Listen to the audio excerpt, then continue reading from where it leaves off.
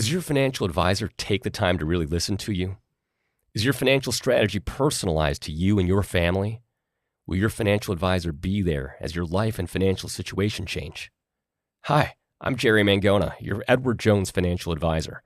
I live here in Corktown, just a few blocks from the Daily Detroit studios, and when we work together, we'll focus on what's important to you. We'll use an established process to create a personalized financial strategy backed by the advice, tools, and resources to help you reach your goals. And we'll partner together to help your strategy stay on track. Contact me toll-free today at 866-975-8655. Again, that's 866-975-8655. Edward Jones, member SIPC.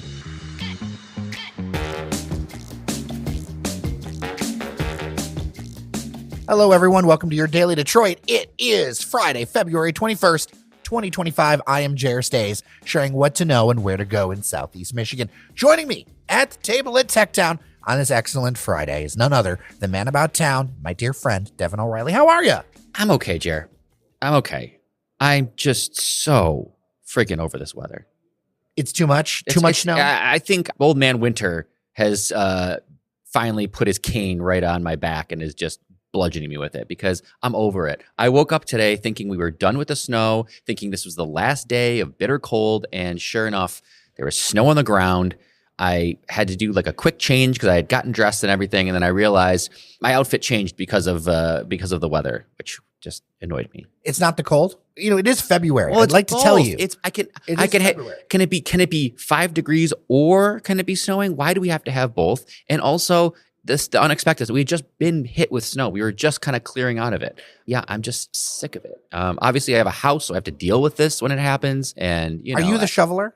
Of course, I'm the shoveler. Shoveler and the salter. If you salt well, you don't have to shovel as much. That's the key. This is true. Paw safe salt, by the way. Of course. Well, what I do where you need to. Yeah, I shovel for Winnie, and then I let her on her own. She's a dog.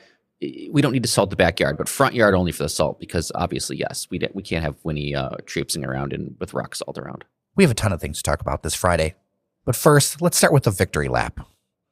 Because I want to give you your flowers. You nailed this Apple Store thing. I know we talked about it with Norris. I know we talked about Cheyenne. This will be the last time we talk about it for a while. I hope so. There is new details that Cranes Detroit reported.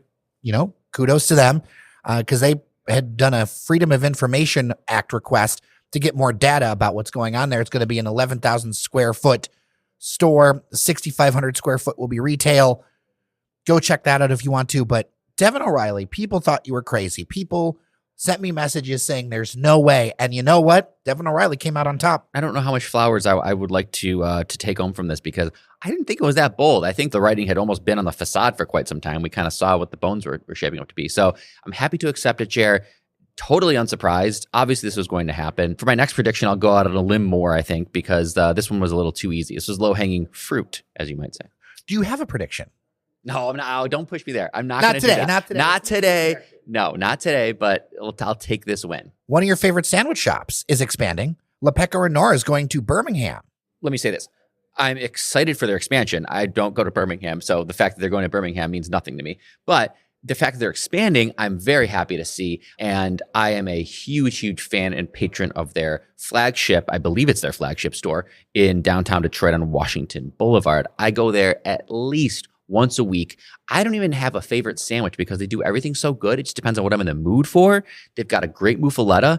They've got a great, just basic like turkey aioli sandwich. They've got a really good, it's kind of like a sweet type of sandwich with some ham and like fig preserves. It's really good. They have a array of great sandwiches. They make them fresh right there for you. So I'm just a big fan of Pecora Nera, and I'm really glad they're expanding.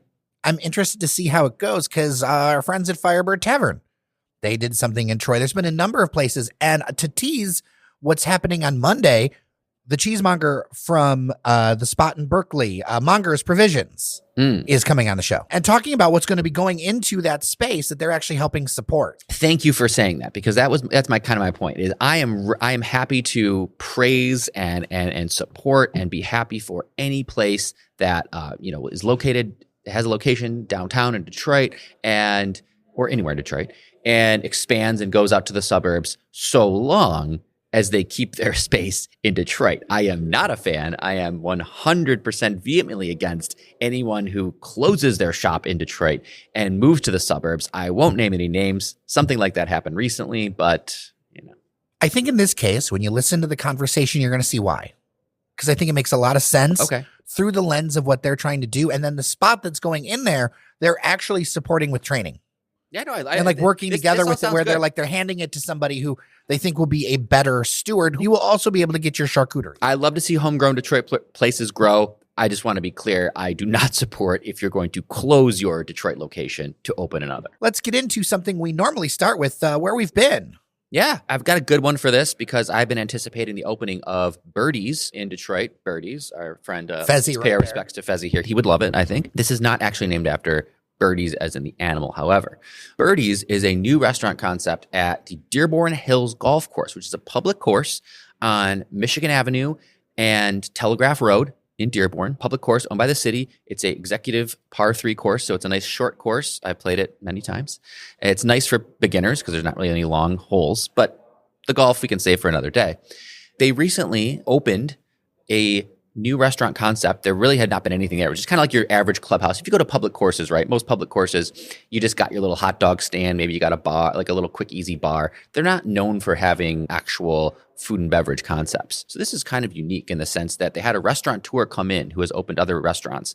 And he came in and he's transformed the kind of clubhouse area into a high-end nod to like sophisticated old school golf called Birdie's. And there's where you get your name. And it's a full service restaurant and bar. They have a full bar cocktail menu. They have a wider range of food. I mean, you can get everything from steaks and chops to fish and chips to salads to soups to sticky ribs, appetizers, which was amazing. So full service restaurant. Was glad to see it. Made reservations this past weekend. It was packed. The community is definitely out supporting it already. I made my way to Royal Oak, to a place I enjoy quite a lot. It is small. It is only, I want to say maybe a couple dozen seats.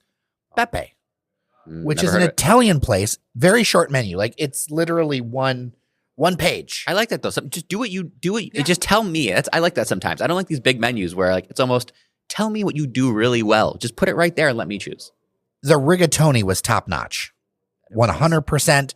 And it's in a cute little spot. Now it's wintertime, so only the inside is available, but they've got a patio outside. You can park right up to it. What I like about it is that it is both a neighborhood restaurant and worth going to. And I really enjoy those. Is this the type of place you need to make reservations because it's so small? I would suggest it on a busy night.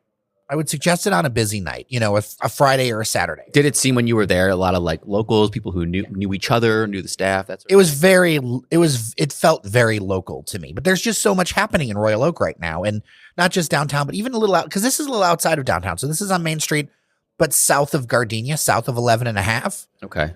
There's just so much happening over there. I just was looking at an article that behind the scenes Luciano sent me. Cranes had highlighted that there were 5 different developments going up in some sort of process this year in downtown Royal Oak or very nearby. Hundreds of apartment units. It is wild over there. Again, I love to see the inner ring suburbs of Detroit are thriving. I'm happy with that. Think of places like Royal Oak, like Dearborn, like the Points, Ferndale, Oak Park with their amazing, like I'm just excited for us as a region. As you know, Jared, the closer you get to Detroit, the more excited I am about things going on. Not the biggest fan of things that happen in, I don't even want to say a city that's too far away, but the farther out suburbs. But we're very sorry I love our listeners in Sylvan Lake. We have listeners in Sylvan Lake. You know that, right? You dropped a Sylvan Lake. All right, yeah. Lake Orion. Lake Angeles. See, I beat you to it. I know a guy who listens to us in Lake Angeles. Great. Fantastic. It's a beautiful lake. But you know what? But that's why you move there. Right. You move there for the lake. I'm about the inner ring. So stuff going on in Royal Oak. It's just great to see that there's so much development in places like that. Whenever I see all this development, I think of why we had to get rid of the interurban transit system, didn't we? And this is the super nerdiest thing. Yeah, it'd be nice if you could just get to these things relatively easily, but no such luck. We have our cars and our pothole filled roads, which I guess are in some state of construction. A local business that got some money. Well, I believe it's locally created. They're all over the country already, but there is a downtown Detroit store. They do label it as their flagship. Grayson Clothiers got $20 million in Series A funding. A bunch of stars are behind it. I thought it interesting to mention because they have that beautiful downtown store. their wolf out front, which is their signature, always makes me do a double take, especially if I've had a couple of wobbly pops and I'm like, dog, no, just statue. But I know that you actually buy some of their stuff. Yeah, Grayson. So I think Grayson probably deserves a little more credit when we talk about local brands. Sometimes I've had to explain to people that Grayson is a local brand, like you said, started by people in this area, and their flagship store is in downtown Detroit. They're very much a Detroit brand. They do a lot of collaborations with sports teams like the Lions and the Pistons. So they do kind of local collaborations with sports. They're what you would say is like a high-end golf brand. It feels very golf to me. Is. That's why I'm maybe that's why it doesn't get the same attention, because it's not streetwear. Yeah, at the end of the day, it is. I mean, I guess you would call it a golf brand. It is men's and women's. I mean, there's a whole women's, so I don't want to say this is not like a men's brand. It's unisex, or it has both. But it's a golf brand. But if you think about what the style of men wear these days, a lot of it is like athleisure golf anyway. Do you know what I mean? Like if you were to go out into Birmingham or Royal Oak on a Saturday, the dudes would probably be dressed like they're about to go play 18 holes, even if they aren't. Like that's just the style. So it fits well with that. Just kind of think of what you would get at like a Lululemon, I suppose. It's slacks, you've got, zip ups, jackets, polos, hats, jackets, all your basics. It is high end, like price wise, like there's no doubt about it. It's expensive. It has a lot of like cred. Like people in, you could go to New York or Chicago and people would probably, compliment you on your Grayson, because I think they're doing a lot of sponsorships of golfers, like on the golf circuit. So if you are into golf, like people are going to give you a nod for your Grayson stuff. It's great to see that they're getting investment. I will say, Jer, personally, I don't know if I've bought anything at Grayson off the rack at full price. I like to shop the sales, so no harm in that. But I got to tell people, shopping the sales is the way to go. I buy almost nothing new at this point. It's a little harder for me because I am not an off-rack size. And, shout out to the fellow bigger men who always look for that XB. If you're a little bit bigger around the middle, that B will help you out. Interesting. Okay, well, this is news to me. So tall, I can wear tall, but it'll be a little bit thin on me. Okay. No matter what I do, like I've lost weight, things like that. I'm just a big man. And so the B gives you a little bit extra room. Just like when I wear suits, for a while, I had to get a peeve, what they would say for portly. Interesting. A little bit of room in the middle. Well, what I would say, regardless, is this is always a good way to go. Is if you're going to be, shopping the sales or kind of buying online, go into the store though. Try stuff on and figure out what size you are. I mean, I've done that too, because I'm and each brand exactly even so, just like shoes or other things, each brand has variations to how they cut the clothes. Yeah. So know what the brand is, so that when you're ordering, because a 2XB doesn't equal a 2XB to somebody else, exactly. Or a 3 tall. They're not all the same. So stop into Grayson, stop into their flagship store, try on some stuff, get a feel for what size you are, and then you can go shop the sales and you know what you're buying, basically. So that's what I would say. Happy to see Grayson getting some investment. I hope they continue to grow. I'm a fan of their work, and it's really cool to see. They are a local brand, so we should talk about them like they are. I want to end on a little bit of a frustration, my friend. Okay. I had high hopes for the Amazon FanDuel deal.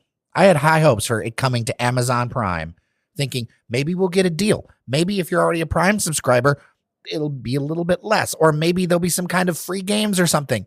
Absolutely not. We have switched. I can say this. We don't get money from FanDuel. We don't get money from all those people. I can say whatever the hell I want. I'm frustrated. I'm disappointed in that we have switched from paying FanDuel directly $20 to paying FanDuel through Amazon for $20. Sure, the service itself, the streaming might be better, but $20 a month. Is this the future? Because it's the Tigers, it's the Red Wings, it's the Pistons. I think that's going to be hard to help grow the game. I think long-term, this isn't a good idea to put everything behind the wall so much. No, I'm not paying FanDuel jack. They're not getting any of my money. This is ridiculous. Really? Even if the Tigers are doing well? I'll find another way. I'll get it illegally. I don't care. It's a protest at this point. I mean, some of it will be on, I assume some of it will be on cable. It's a protest at this point. I'll figure a way around it. I'll use someone else's account.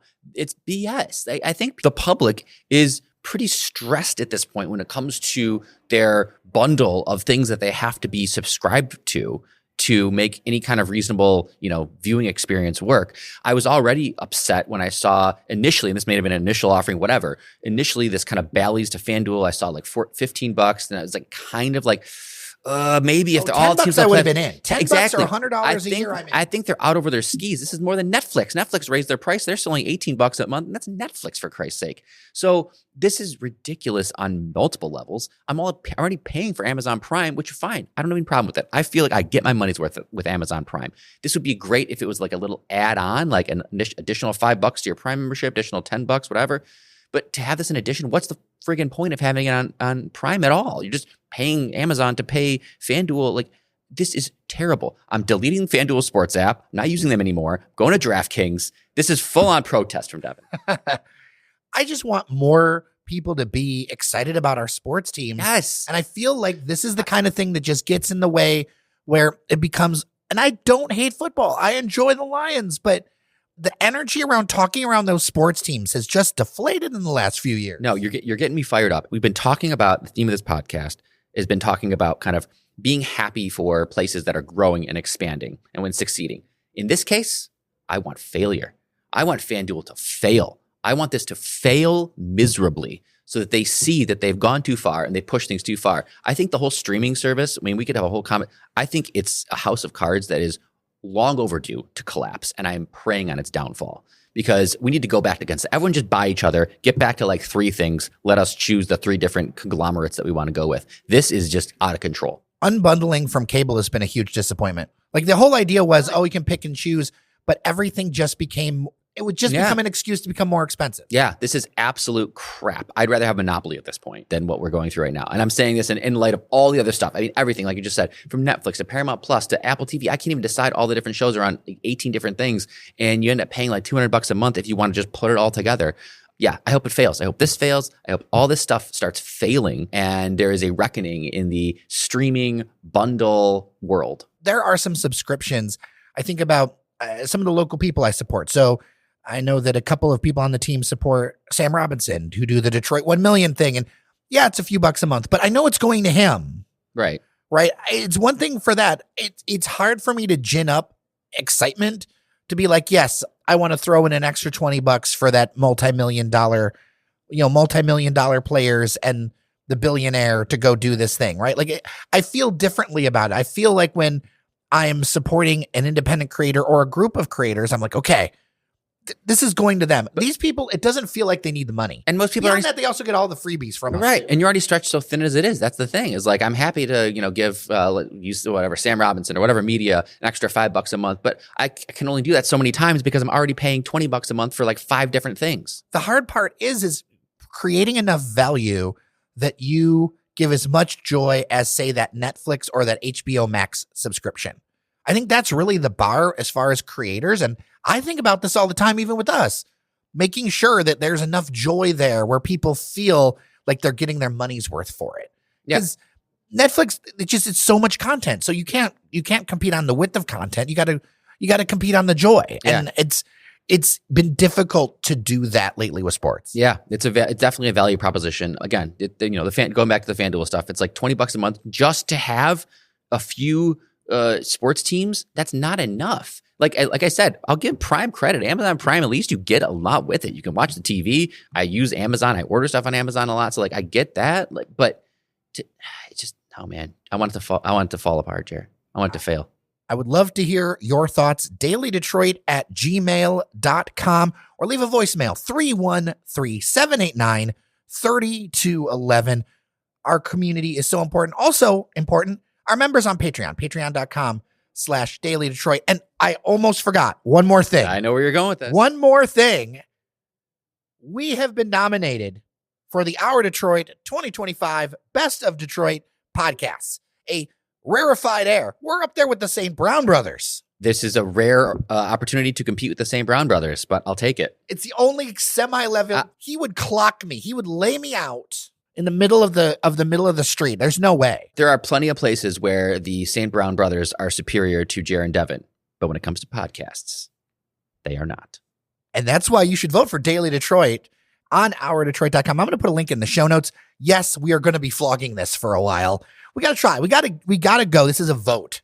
So we've got to, out there would be a great way to help us, whether you're a member, whether, if you're somebody who has always wanted to support us, but you're not able to, whether it's you're not really into social media or you don't have any extra ability, like go out and vote and encourage friends to vote. That would be a huge thing for this project to give that a go. And it's just an honor to be nominated as well, Devin. It is an honor to be nominated. I hope we can show up here. Our listeners always show up for us, so I think they will. Yes, and they will also, one more housekeeping thing, a double one more thing, the PS on the end of the letter. There's more. But wait, there's more.